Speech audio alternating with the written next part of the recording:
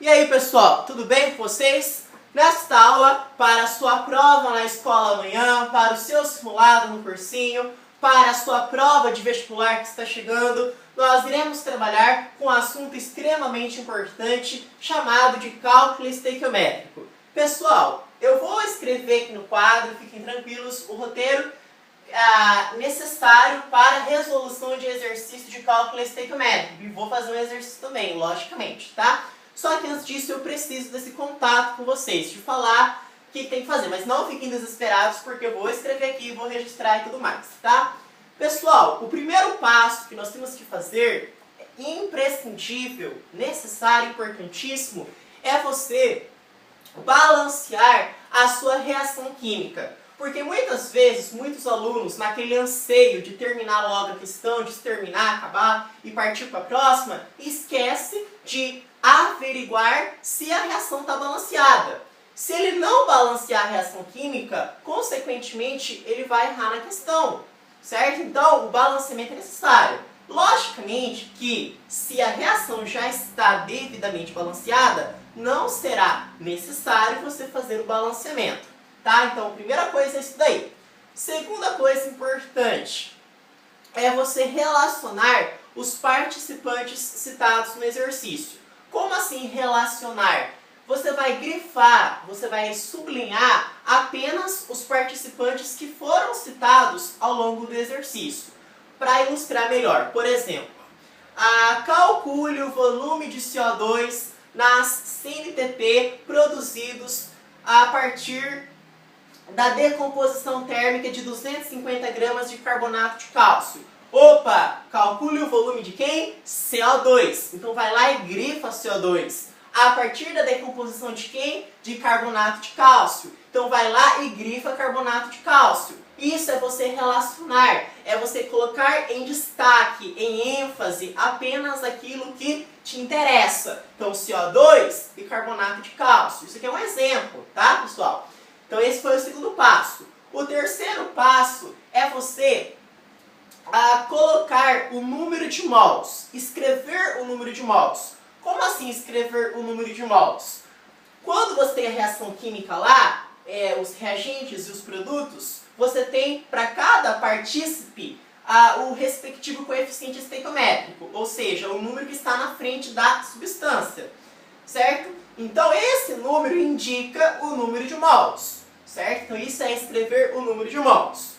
O quarto passo é você colocar os dados do exercício.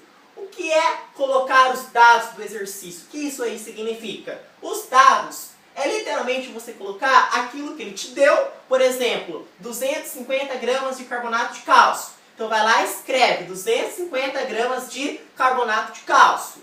É o que ele deu e o que ele pediu para você. Calcule o volume de CO2. Opa, calcule, determine. Isso é o que ele pediu para você. Então você vai escrever V de volume, porque nesse caso ele pediu para você calcular o volume. Se ele quisesse a massa, calcule a massa, você iria escrever M minúsculo de massa. Então vai depender do exercício que você estiver trabalhando. Isso é colocar os dados do exercício. Aquilo que ele te forneceu, o dado que ele te deu, literalmente ele entregou para você aquele dado, e aquilo que ele está pedindo para você. Muito bem, o quinto passo é você fazer a conversão do número de mols. Como assim fazer a conversão do número de mols?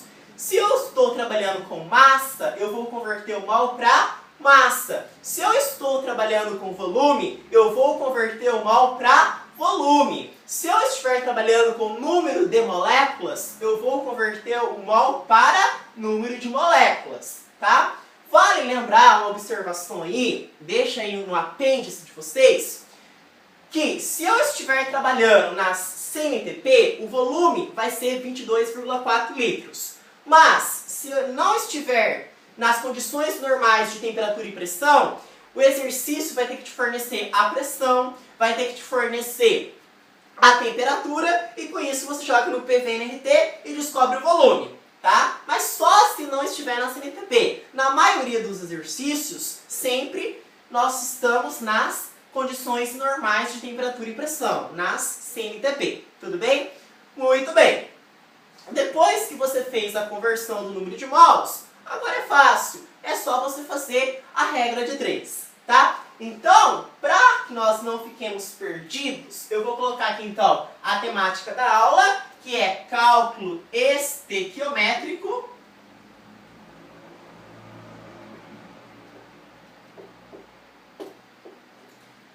Tá? E aí a gente vai colocar o roteiro. O primeiro passo é o quê? É fazer o balanceamento da reação química. É claro que você vai fazer só se for preciso, mas na maioria dos exercícios você tem que fazer. Então, fazer o balanceamento da reação. O segundo passo consiste em você relacionar os participantes. Isso é fundamental. Você relacionar, grifar, tá? Então você vai relacionar os participantes. Depois disso, você vai escrever o número de mols. Literalmente, você vai escrever o número de mols, tá? Então, você vai escrever o número de mols. Depois disso, você vai colocar os dados do exercício.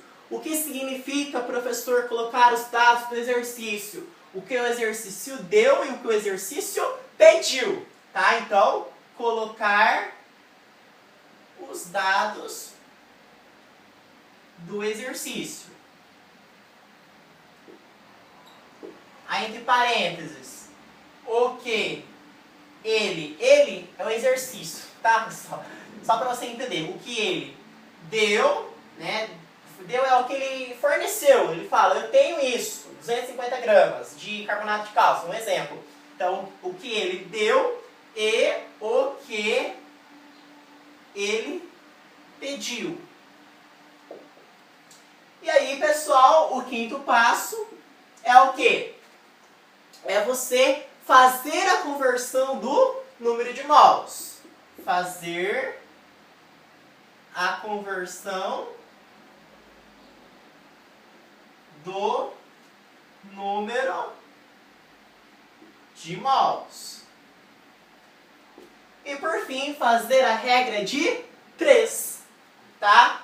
Fazer a regra de 3. Então, vamos fazer um exercício aqui para a gente entender? Questão número 1. Calcule, eu vou colocar no vídeo embaixo para vocês acompanharem, tá? Calcule o volume de CO2 na CNTP produzido pela decomposição térmica de 200 gramas de carbonato de cálcio de acordo com o processo.